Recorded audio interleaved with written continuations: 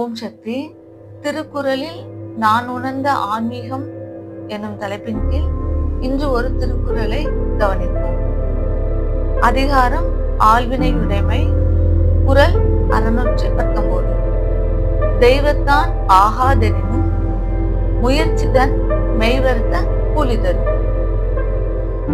நாம் ஒரு செயலை செய்திடும் பொழுது அது தெய்வ அருள் பெற்றிருந்தால் விரைவில் நல்லபடியாக முடிந்தது.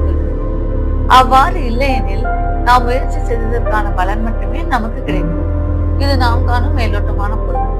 நாம் தற்பொழுது ஆழமாக செல்வோம். திருவள்ளுவர் பெருமான் இயற்றிய இக்குறள் நம் சிந்தனையில் பதிந்து எதை நாம் செய்திட வேண்டும், எதை நாம் விலக்கிட வேண்டும், எதற்கு தெய்வம் அருள் பாலிக்கும் என்பதை சிந்திக்க வைக்கிறது.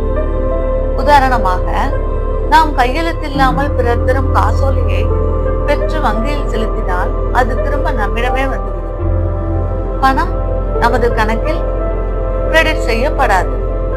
எவ்வாறு காசோலையில் கையெழுத்து மிக அவசியமோ அவ்வாறு இறைவனின் அருள் நம் செயல்களை அங்கீகரித்து கையெழுத்திட வேண்டும். இதற்கான உதாரண சிறுகதை ஒன்றை கூறுகிறேன். ஒரு இளைஞன் மிக படித்தவன். தான் படித்தவன் என்ற கர்வம் அவனிடம் இருந்தது. ஒரு நாள் தன் துறைக்கான பதவி உயர்விற்கான தேர்வுகளை எழுதினான். அவன் கர்வம் தலைக்கேற அவசரமாக வினாக்களுக்கு விடையளித்துக் கொண்டே வந்தான். இறுதி நேரத்தில் விடைத்தாள்களை சேகரிக்க கண்காணிப்பாளர் வந்து கேட்க இவனும் கொடுத்து விட்டான். வெளியில் வந்து ஒரே மிதப்பு. தனக்குதான் பதவி உயர்வு கிட்டும் என எண்ணினான். இறுதியில் நடந்தது என்ன? அத்தேர்வில் வேறொரு இளைஞன் வெற்றி பெற்றான். இவன் மேல்முறையீடு செய்தான். இறுதியில் ரிப்போர்ட் வந்தது. இவன் தன்னுடைய எம்ப்ளாயி கோடு நம்பரையும் தேர்வுக்கான அனுமதி எண்ணையும் குறிப்பிடவே இல்லை. எனவே இவனுடைய விடைத்தாள் நிராகரிக்கப்பட்டு உள்ளது.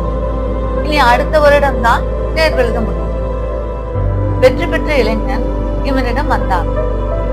சகோதரரே, நான் உங்கள் பின்னால் தான் இருந்தேன்.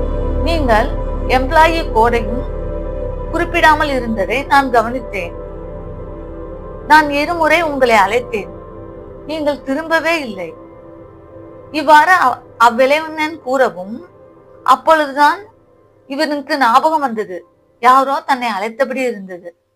தலையில் கை வைத்துக் கொண்டான். நம் தன்னம்பிக்கை இறை நம்பிக்கையை குறைத்து விடக்கூடாது.